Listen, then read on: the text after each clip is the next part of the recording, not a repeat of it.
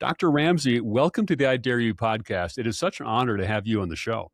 Darren, it's a pleasure to be here. And just what I saw about your podcast, you're doing a lot of good, helping a lot of folks.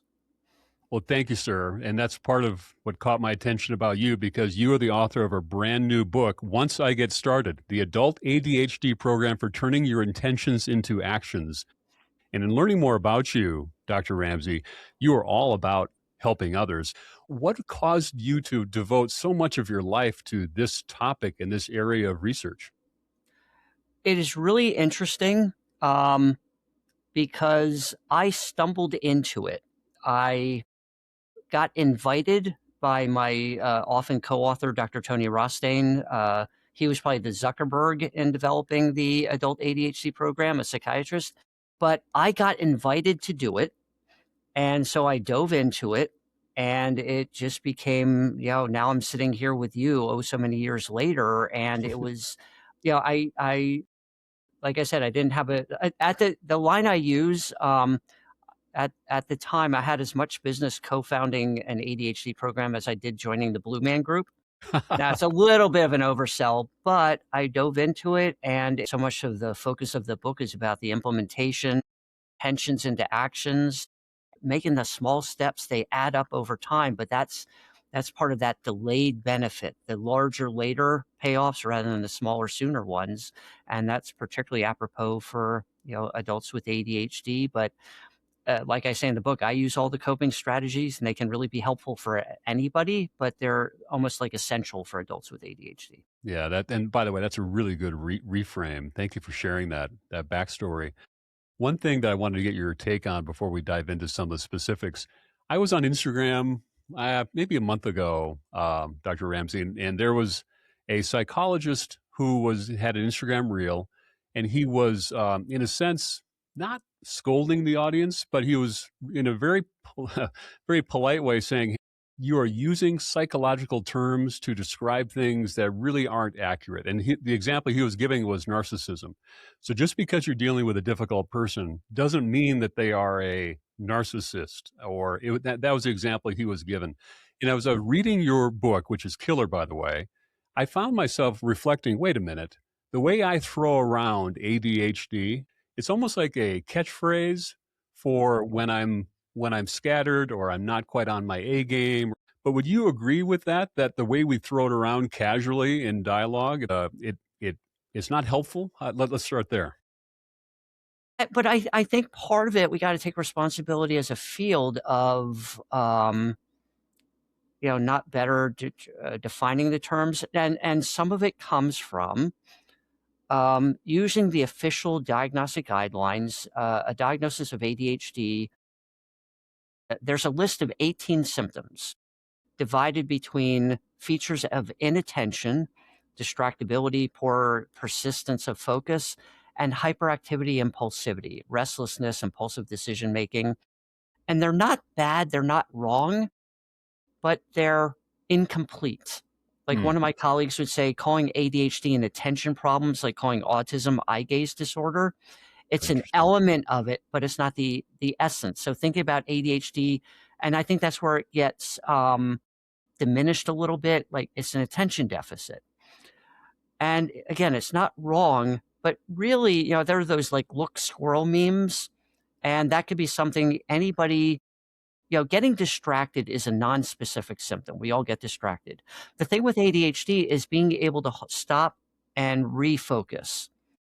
And so that's like one of the features that gets at how we're really thinking about ADHD as a developmental syndrome of impaired self-regulation, or what are the self-regulation skills, which are part of the factory settings for us humans, which are things like, on a broader sense, time management, which is really pacing ourselves over time, effort and energy management to do all the different roles, and that requires switching tasks and roles and responsibilities. You're a parent, you're a partner, you're an employee, you're an entrepreneur, you're a pet owner. And the thing about adult ADHD is adult life, we have a lot more intersecting responsibilities where we're responsible for other things. So that executive functioning view, and I'll just take this another step, because we all have the executive functions, If you have a bout of insomnia, your executive functioning will go down. If you're struggling with the flu, your executive functioning will go down. But when you rebound, your executive function will go back to generally a stable baseline level. None of us is Mhm. perfect, but within reason. But with ADHD, the baseline's a moving target. So it really gets in the way of, it's not just this attention problem, it's getting in the way of following through on plans, the best intentions, which get at things like managing relationships, being a good employee, keeping up with work, being on time. And also, more and more, we're seeing the downstream effects on overall health status, not keeping up with preventative health care or even Int keeping up with the, taking your antibiotic. I had one client who she had Lyme disease, but she was inconsistent and probably had a more extended bout than was necessary. And that's something that you might think is primary, but also keeping up with exercise and these other things that we all struggle with to a degree, but it's even more impairing in terms of ADHD. That is interesting. I heard a podcast interview with you where you were telling the host that life expectancy or the health span of people with ADHD is dramatically different from those that do not because of the disruption that it causes in their lives.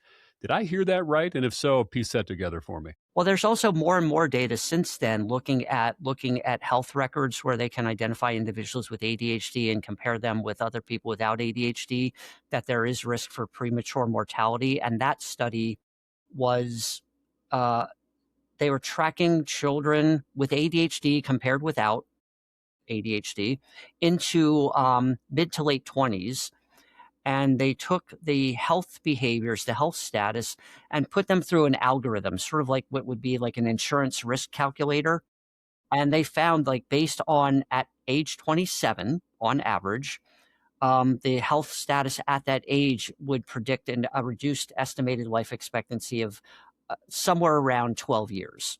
Now, Oh my. again, the encouraging thing is, if you can, Dr. Doom here, but those are changeable behaviors for the most part. So there's a lot of things that can be done. And the treatments that we have for ADHD are among the more effective we have. One other thing, I want to go back to the executive function self-regulation model, because this can Yeah. get really esoteric, even though it is the time management, it's the follow through. That's why the intentions into actions is so important, I think. But using that definition with a gentleman who I completed his evaluation and I was describing ADHD and helping him make sense of it, he slapped his knee and he said, "My boss always tells me if he needs it from me in 10 minutes, I deliver it in 5. If I have 2 weeks, it takes me a month." Because 2 weeks, the logical part of the brain is going, break it down a little bit each day.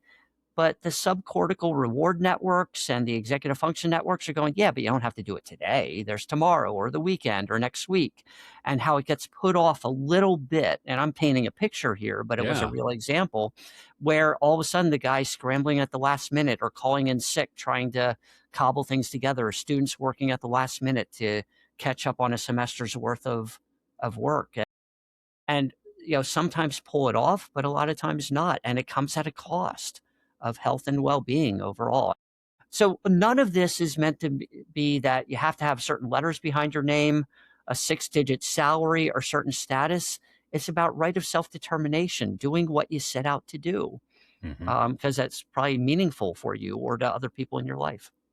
That story resonates with me because as a leader of people, one thing that I always try to imagine is, okay, why is that person behaving that way?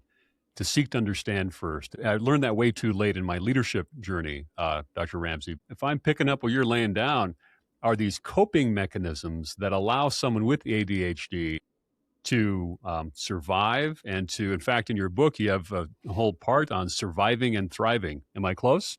Correct. Well, and you know what? There's no trade secrets about what works. Like I tell my clients, if we're talking about procrastination and all I bring to the table is you need to start earlier, sue me for malpractice, please. You know that. It's not a knowledge problem, it's a performance problem.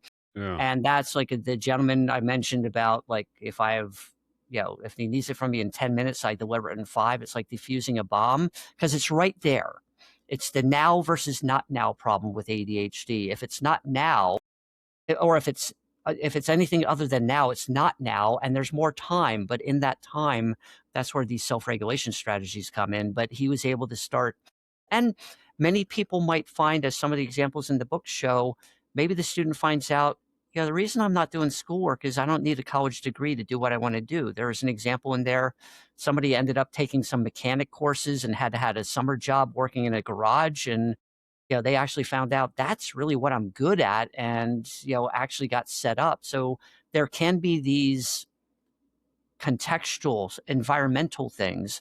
Now, for the most part, ADHD is not environmentally caused, but it is bound by environments. And this is why it can be so frustrating for parents and partners and coworkers and employers, because sometimes people can look like a rock star and they're Sure. doing really well in certain situations. Working with some consultants who are really great in the room and everybody loved it. Oh, you gave us so much to think about. We can't wait to get your summary. But they wait and they wait and they wait to get the summary, because that is taking it all into a product rather than the in-person performance that somebody's really gifted at. But then it's the slogging through the less exciting part of putting it together, even though that less exciting part could be an ongoing record of what a good job they did. Fascinating. Fascinating. In your book, you wrote that ADHD is a patently misunderstood syndrome. You also went on to say that it is the largest health challenge of our time. Why is it so patently misunderstood? And why is it such a patently misunderstood syndrome? You know what? And going back to something you were saying before about, like, one of the early books, popular books on adult ADHD, probably about 1993, 94, back in the 20th century, I still remember.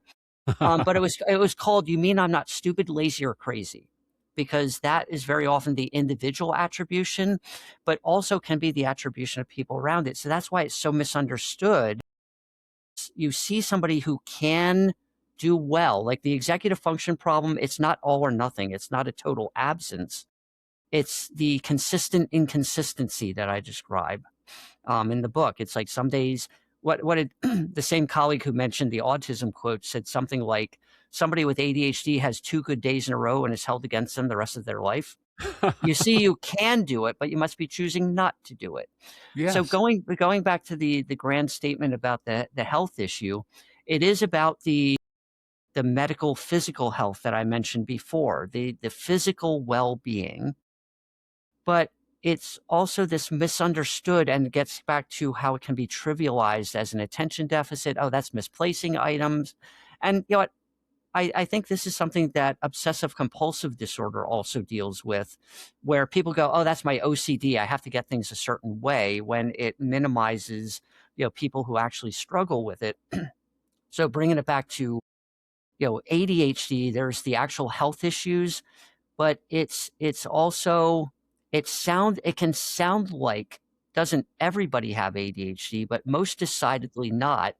And one of the other things I think that makes it hard for people to get their head around it, because like I said, the executive functions, these self-regulation capacities, are part of our human factory settings. We all have them. It's just like height, where there might be people below average height. Most of us are somewhere in the middle, even though, Hmm. like, I'm about 5'6", 5'7". I stand next to somebody 5'11". You'll see the difference, but we're probably not turning heads in the mall. But then at the far end of the tail, there's folks with ADHD who have more significant, chronic, persistent difficulties in multiple areas of life. And these are part of the factors in the actual diagnosis of ADHD. In addition to the symptoms, there has to be evidence that they were appearing, at least in some form, in childhood, not just, oh, they were distracted one day, repeatedly across different situations, and they persist into adulthood, and that they make a direct and causal contribution to life difficulties. Sure. So there's the health issues, but there's also the workplace, academics. Relationships are huge, but have gotten, like, less attention, like a marriage or other committed relationship with parents and whatnot. So, and especially with increasing numbers of people being able to get in and get a good diagnosis during the pandemic years, Right. where there was an emphasis on mental health during those times for a host of reasons. but also then all of a sudden people maybe working or schooling from home had more time to reach out to, like when the Penn program was still around, other programs. It emerges in childhood and is relatively persistent. But there are many, and this is my specialty, people who are late identified. They're not identified until adulthood, where all of a sudden, because there's no end of the school year in adulthood. And it's like all of a sudden, it's not like, oh, starting over with a new teacher. The phrase, is it undiagnosed? Is that the phrase? No, you didn't use the word undiagnosed. How do you late Well, identified? late identified or late diagnosed refer to somebody who they get their first diagnosis in adulthood after 18. And in Very good. recent CDC data, 50% of that sample were late identified. And then they're still seeking, the adaptation of treatments for adulthood. Like I said, no end of the school year in adulthood, Mhm. and now we're responsible for others and finances and keeping up our house and getting Wow. our car inspected. It was interesting. There was a case, and one of the clients came in and said, "Oh, you know what? This treatment is really helping me a lot." And it's, "Oh, tell me more." Well, my car got towed, and I'm going, "Well, what? Yeah, oh, yeah, I forgot to move it across the street with the street cleaners, and it got towed by the Philadelphia Parking Authority."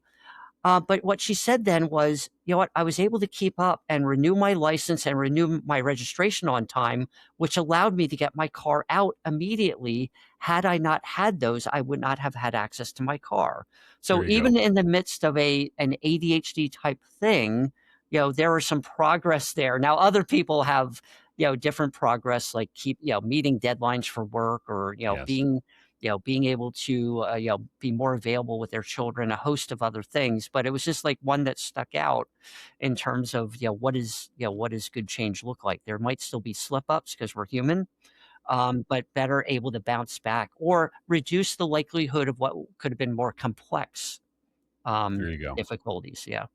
Well, so now I'm a little bit stressed out here, maybe a little anxious. Let me explain to you why. I went on your website and you asked the question, do you have problems related to procrastination, poor time management, disorganization, impulsivity, emotionality, motivation, relationship stress, difficulties keeping up at work or school, poor sleep or poor health, feeling stuck, and difficulties with follow through on plans?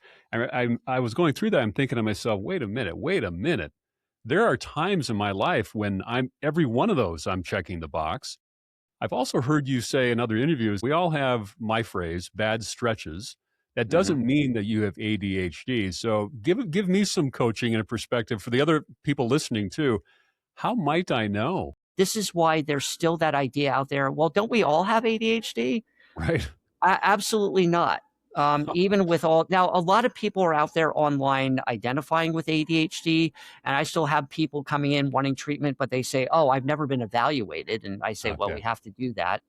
Um, but the executive functioning coping skills for time management, organization, stuff like how do I get myself into bed at a reasonable hour? How do I Right. follow through on exercise?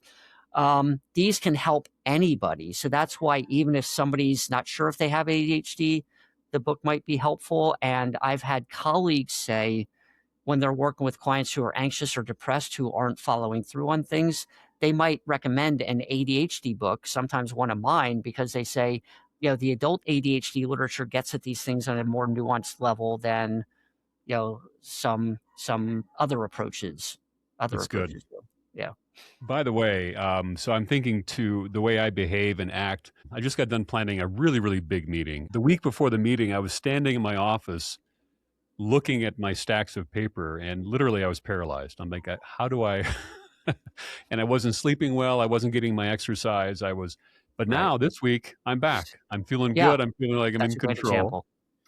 But it's like there are different patches, and if there's enough patches that lay together in this quilt, then it's ADHD. But it might be other things, like you said. And I use the example of accountants during tax season. That's their rough year, but then they rebound.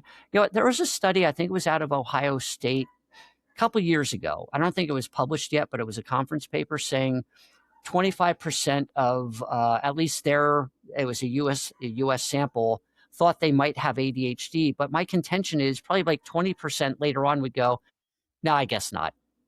For that reason, it's like, no, I'm back to normal or whatever. That's very often the case. And even going back to procrastination, 20%, at least in the US, people will describe themselves as having problematic procrastination. Hmm. So that goes well beyond the numbers we have of ADHD. Now, are folks with ADHD, that's probably the main problem or a central problem I see that many of them have. How do I keep up with everything, get to it sooner so I'm not rushing at the last minute? But it is more of a global problem. But just because you have problematic procrastination isn't a guarantee that you have ADHD. Interesting. Well, thank you for that. Everyone can Venmo me later for asking the question everyone else was thinking too. What would you want the reader to think or do differently as a result of this dynamite new book you have? No, the goal of this book from day one was to make it a user friendly of things that I've been doing day in and day out. I think I've always tried to write that way, even with things, professionals knowing other people would like pick it up and read it. But this one is directly, direct to consumer. Hopefully, anybody who thinks they might have ADHD, who definitively does have ADHD, just thinks like you said, procrastination, time management. I think I can do better. I struggle with it. How do I get myself to do the thing that I otherwise want to do and I know I'll feel better doing, but I still don't do?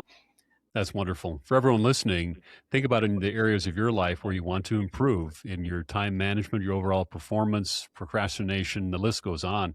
But this book is really a fantastic toolkit. Part one, recognizing about ADHD. Part two, surviving and thriving. And part three, winning with ADHD. Really an empowering book. No shame, no judgment here, which I really appreciated. But I either read or you said something about the link between anxiety and depression in adolescence and adult ADHD. What is that link between anxiety, depression, and then ADHD? Well, you know what? Part of ADHD, one of the executive functions is emotional dysregulation. Anxiety is the perception of risk, but even more so, and I think the connection, and there's some preliminary data on this, the intolerance of uncertainty, the non zero risk of life. And I've made the case that ADHD itself is an anxiety generator. I know I can do it, but will I do it? And then depression is a mood associated with the perception of loss, disappointment, lost opportunities, things like that. And both of those can go hand in hand with ADHD, particularly if it goes untreated. And they're the two most common coexisting diagnoses with ADHD. I think anxiety usually wins out a little more, but they're both not uncommon. Again, another double negative. And with adolescents as well, because these performance issues, if we struggle with what we set out to do and we know we might have difficulties with them, those can lead to beyond the in the moment frustrations to more enduring anxiety and mood issues. That is something to pay attention to. And I cover some of the more common coexisting diagnoses with ADHD, but also how to differentiate them when they might, like bipolar disorder or trauma, might be in and of themselves causing some attention issues, but are not ADHD in Wow. some cases. Complex, Dr. Ramsay. I mean, your life, but my goodness, everything connects to everything else. This is incredible. Right when we first started, you referenced that even you use some of these coping mechanisms in your life. What are just a couple of coping mechanisms that you use that help you live a better life? And I really cover this in the dealing with the procrastination, but one is pre-commitment, planning when I'm going to exercise, planning this. And it doesn't mean that we overplan. I'm all for spontaneity, but if there's something I have to do, like doing taxes or whatever, I'm never going to be in the mood to do it. I'll wait to be in the mood to do it. But whenever that time comes, but if it is okay, Tuesday at 10 o'clock, I'm going to spend half an hour on it. The other is, and this one I find really useful. And if you read books on willpower, self-control, things like that, I always see it referenced, and it's not specific to ADHD, but it's called an implementation intention statement. It's an if X, then Y coping statement. And the example I use, I love going out for a bike ride outside, but I can talk myself out of it on the most glorious spring day. Oh, I got to go all the way down in the basement and get my bike. All the way down in the basement. If I can't navigate the stairs, I shouldn't be allowed out in the road with a bike. But it's something like, if I put air in my tires, then I will take my bike out for a bike ride. And that has been found to be helpful for people where a goal-focused orientation, oh, I want to go out for a bike ride, isn't sufficient. But that specific action tied in with the larger goal. And I think what it also does, now I'm touching the bike, it's real, it's not conceptual. So Yes. those are the two of the ones I find myself going back to a lot. Ah, that is a great example. I was reflecting back on my life, and I work out early in the morning, and why I do it, Dr. Ramsey, is because if I wait until the end of the day, I leave the office too late, and then that's my pattern. And so whether it's conscious or not, I'm realizing now. I think the real reason I do it in the morning is that I know I can get it done. I think that's my coping mechanism as I reflect on it. It just Right, is. right. Well, that's funny because very often that would be like one of the things I'm working with somebody on. I want to go to the gym after work, but I'll go home and rest, then I'll go back out. And no, you won't. No, you No, won't. you won't. But that would be that, and it gets down. If I turn left at the traffic light rather than right, I'm on my way to the gym. Now you could always stop and turn around, but you've just exponentially increased the likelihood. That one choice. It's all, again, reinforcing. It's all about these little choices, as a general Fantastic. principle. Yeah. That's a great example, Dr. Ramsey. Okay, last question. Dr. Ramsey, you may not know this, but at the end of every episode, I ask my guests, what is your I Dare You challenge for us? This is the one thing that we could do or try to live a better life. I can't wait for this. So, Dr. Ramsey, what's your I Dare You challenge for all of us? I would say the I Dare You challenge is taking something that you value, and it could be exercise like you were talking about. It could be a particular project at work, and it could be a chore. It could be something like exercise. Um, and then come up with the if X then Y statement for what is the smallest step I can take that moves me from not doing to doing something that you want to do but aren't doing. Take it on. I dare Oh, you. that is a fantastic I Dare You challenge. Everyone, the name of the book is Once I Get Started, the Adult ADHD Program for Turning Your Intentions into Actions. I know your book is brand new in the wild, and I wish you all the best on this. It's a fantastic read. Congratulations.